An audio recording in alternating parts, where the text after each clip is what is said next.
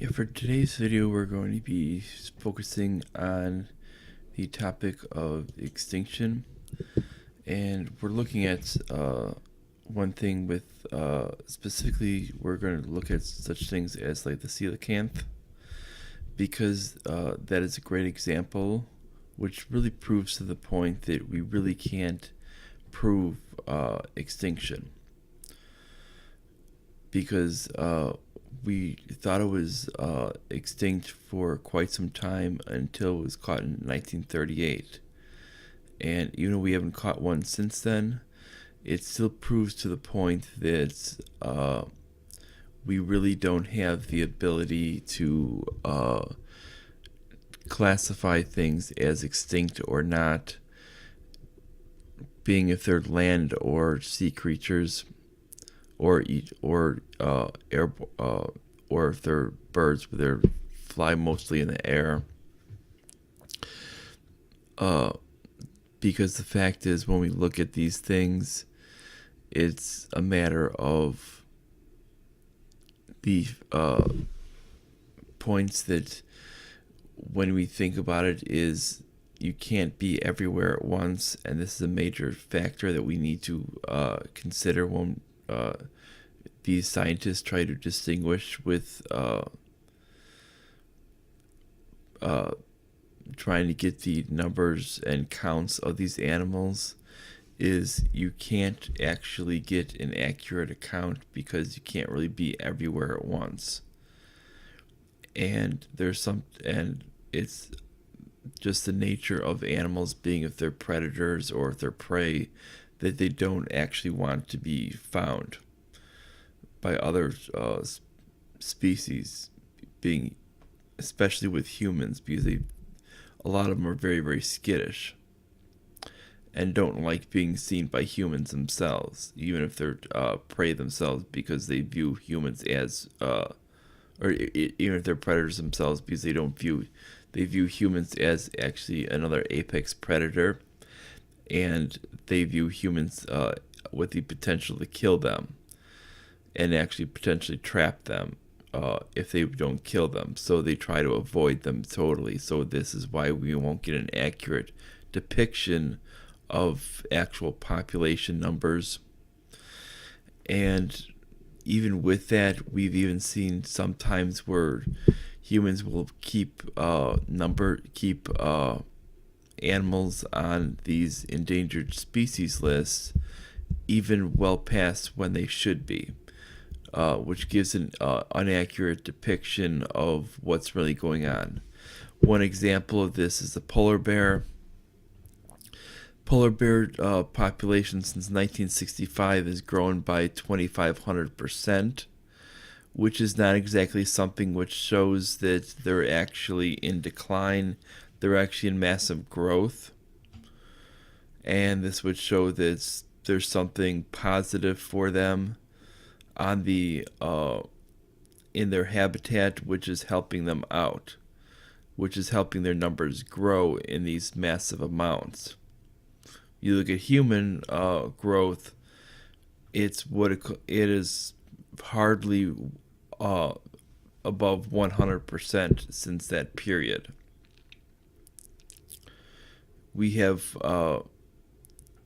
even if you're going to consider from that period with it, we're talking that we've maybe doubled within that time. So you're talking maybe a 100% growth, when their growth is at 2,500%. And that shows a massive growth. If we had that type of growth, the whole population would basically be at nearly max capacity, if we had that type of population growth. And it shows really where their population is going, and it's showing that their population is growing at a very, very, if not healthy, potentially at a dangerous level, where they're growing at way too rapid of a rate. Because we're talking over the last, 20 plus last 60 years or so, that we're talking that they've grown essentially in such a rate that it's unbelievable. I mean, you're talking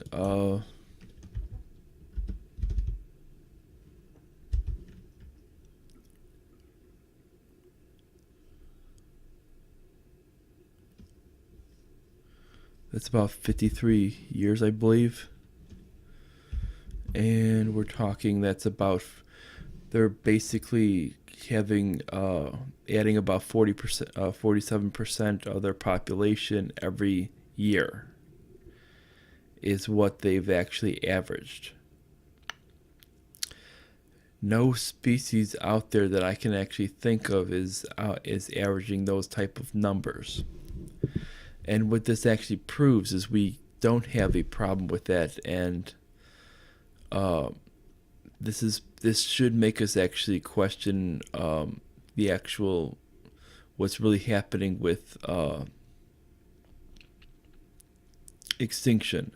The only cases of extinction that we're actually really finding are actual cases that we actually can that I would say that we can actually potentially state are ones where it's from our intervention itself, where we've intervened on one species and we've killed about 10 other species from that case, from intervening on that one just to save that one species that really didn't need saving to begin with. And this is from what we're and that's from what we're seeing. And it's because we really don't as humans understand the way the actual earth works, and it's through arrogance. And when it comes down to the fact of extinction, since we don't actually understand the actual facts of extinction and how it works, and the fact is that we don't play an actual role in it, except when we actually intervene and can actually cause it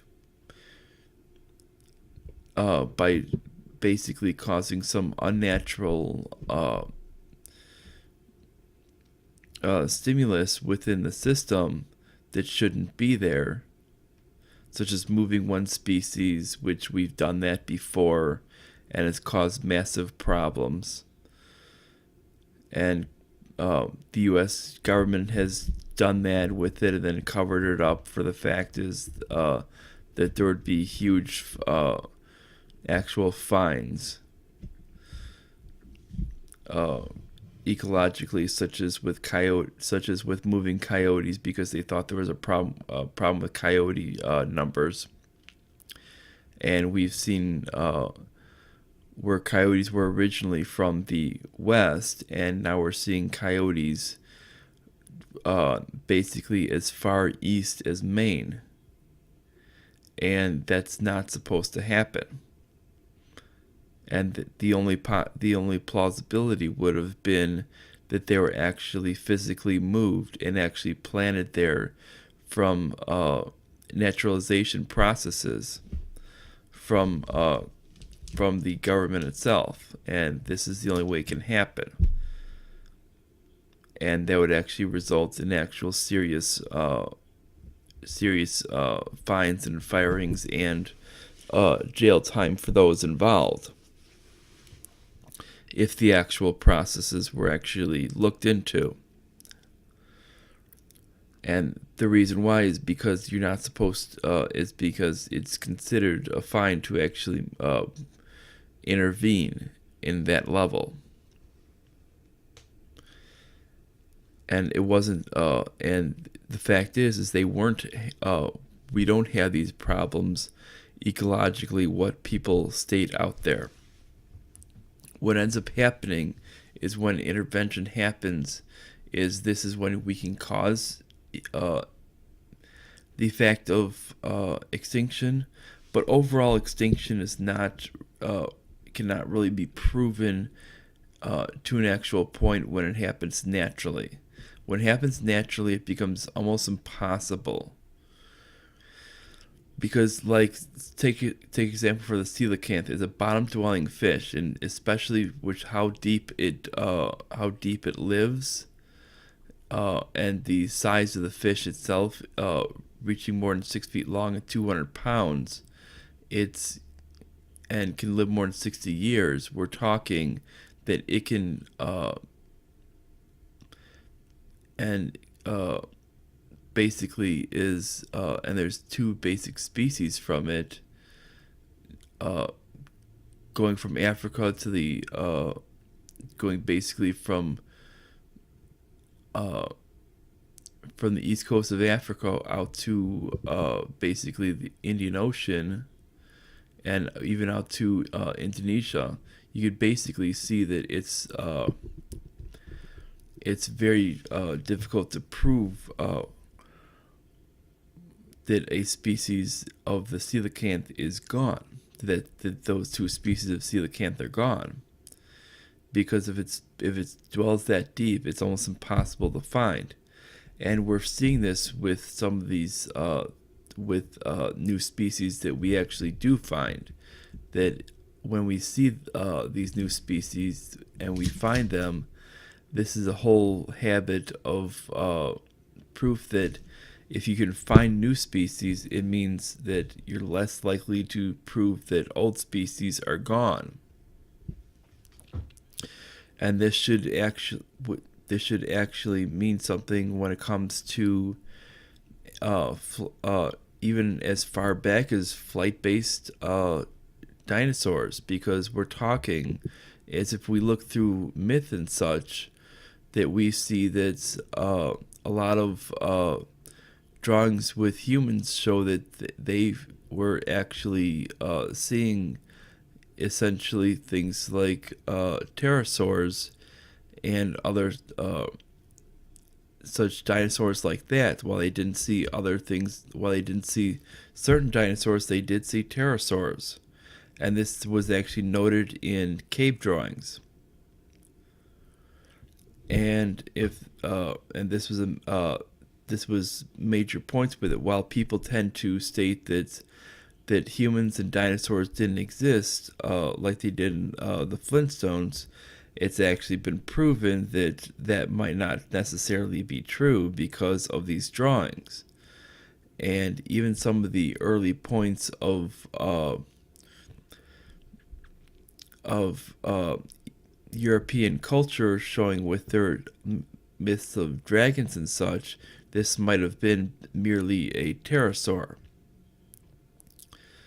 And because it fits very closely to the ideas.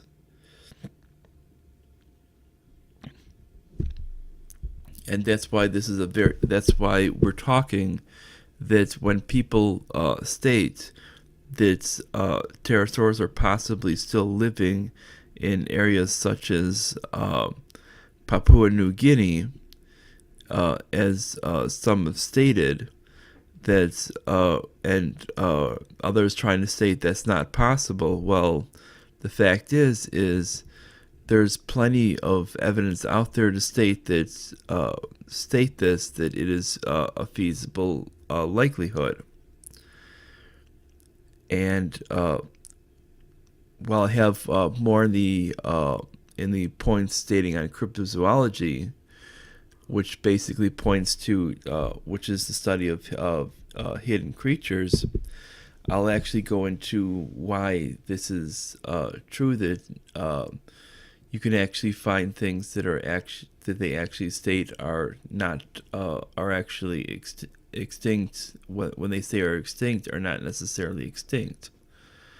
Even such things as when they're saying in North America, how they say that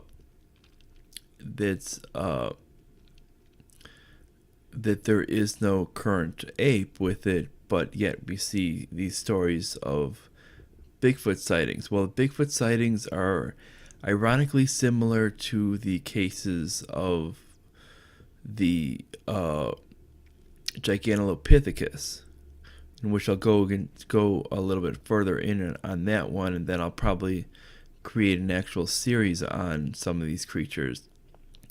but it's essentially a giant ape that would walk upright, essentially, and it essentially is exactly the same thing as these cases of either the swamp ape or the Sasquatch, Bigfoot, whatever you want to call it. It's the same exact thing, case to case, and it's, if you look at the actual sizes that they're mentioning, the actual physique that they're mentioning, it follows exactly case to case what we're talking about with the Gigantolopithecus, which is something that we need to understand, that we need to stop questioning the ideas of extinction from mainstream science, because they're not, a lot of these mainstream scientists are not out there really looking for creatures anymore. They've gotten really lazy over the last, I'd say, 100 years or so of actually looking out for creatures, and more have gotten used to a lot of government funding and kind of been cycling through the same old stuff and been just regurgitating a lot of the same old theories. They haven't really been as that's why we haven't seen the productivity over the last 100 years or so of science as we did probably the last 1,000 years before. And that's the reason why, is because when when intervention gets in between that, there's no actual legitimacy to actually explore. They're not out there looking for creatures because there is no actually incentive to do so. Because if they did so, it might actually start upsetting the apple cart. Because if they start looking for creatures, finding these creatures, that we're finding new creatures, and actually finding creatures that have been declared extinct, and in which, when we see these creatures that have been declared extinct, they're actually independent scientists that have actually found many of these creatures, and there's usually about 25 each year that have to be undeclared extinct each year because of this case, because of these, and they have to go back to the drawing board and basically remark them. And they have to add on new creatures each year because of these people who are out there actually doing the work, who are not paid by the government. And that this is where we get these new types of studies that are actually showing that we're not really losing species, we're actually gaining species from what people are actually studying out there. Because you got to think, when we look at our oceans, we've only studied oceans and waters. We've probably haven't even studied 5% of it. When we looked at a lot of our creatures, we've studied maybe a small fraction. Even on our land itself, we've studied a small fraction. Because something can live in like tall grass, or live underground, and it can be undiscovered for basically its whole life, and we don't even know about it. It can live in swamp areas and we don't know about it. It can live in wooded areas and we don't know about it, because you have to actually go out there and look for it. And this is where we find these things, and that's why a lot of things are declared extinct, because the fact is we have people who are lazy and say, I haven't seen it, so it must be extinct. Because they're declaring, well, since I don't have something sitting right in front of my face, it must be extinct. And that's where we get this, because we've gotten lazy with the actual ability of how science works. And they're basically prematurely declaring things extinct when you really can't. You only can declare something exists. Because if we did that, then basically the FBI would not have a list of people that were actually on the run. They would basically, once somebody was once somebody was wanted, they basically just declare them dead. If they were wanted by the FBI, they would automatically declare them as dead if this were the case, if this is how extinction worked. And because this is not, this is why we actually have the FBI uses a wanted list like this, because we don't assume them as dead. And the same approach needs to actually be used for actually science. Don't assume these things as gone, because you need to actually go out there and verify it fully. And if you can't verify it fully, you need to assume it's unknown. That's why you can't declare something as extinct. You only can declare it as unknown. And this is where we get at. Now, obviously, for certain cases, like something which would have natural areas, like such as Triceratops or something, which came from the North America, we don't have the. We can actually say that there have not been any sightings, and we could actually declare that as extinct. No sightings. There's no actual evidence of it being there whatsoever. There's no bones. There's no anything like that. And we can actually declare that as extinct. That would actually be fully showing proof of evidence. But if we're having things such as sightings, if we're having things such as bones or something, or whatever, or skin or feathers or something like that, we can actually prove that there's some type of evidence. Even just with a sighting with it. A sighting or several sightings would actually prove something. This proves that there's something out there that might actually disprove that point. And that's what we need to understand, is that this is where extinction needs to be thrown out. I mean, we're even seeing, this is why people need to start questioning their actual ideas on science. I mean, there's a lot of weird things out there that you're obviously going to see in the world. I mean, one of the obscure things is the chromosome number of the Philippine tarsier is something weird. It's basically the same number as birds like a turkey or a pigeon. But yet, it's actually technically one of the world's smallest primates that actually can fit in the palm of your hand. And yet, I mean, do we classify it a bird? No, we classify it as a primate. But this is one of those weird cases to where there's some weird things out there in the world that you're going to find, and it's not always going to fit neatly in a box. And that's something that we need to understand with extinction. Extinction's one of those things that we really can't always prove neatly, just like we can prove existence. It's not each existence and extinction are not proven the same way. And that's the whole point, is you can't prove them equally. Existence you can prove, hey, I saw it, boom, it's there, and there it's proof.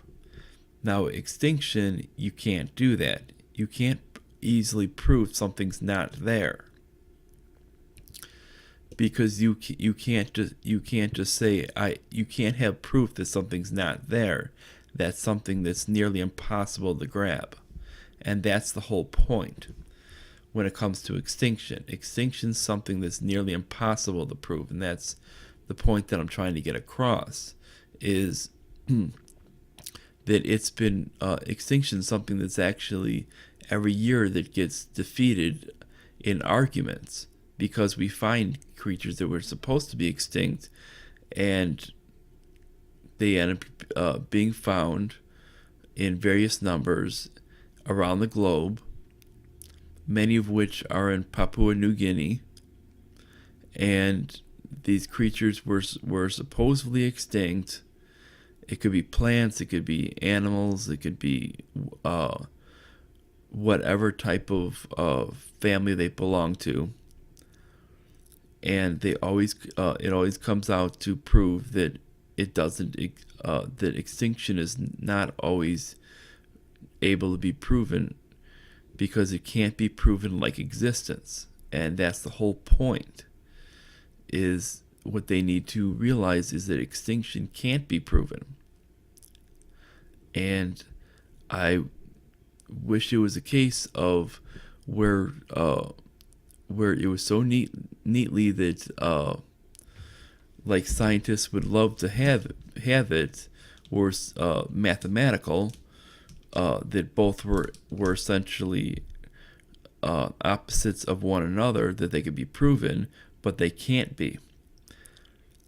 This is not something where it can be easily proven, because you have not only actual numbers you need to figure, you need to actually figure out the aspects of the actual nature of these beings, because the fact is they're not always going to want to be seen.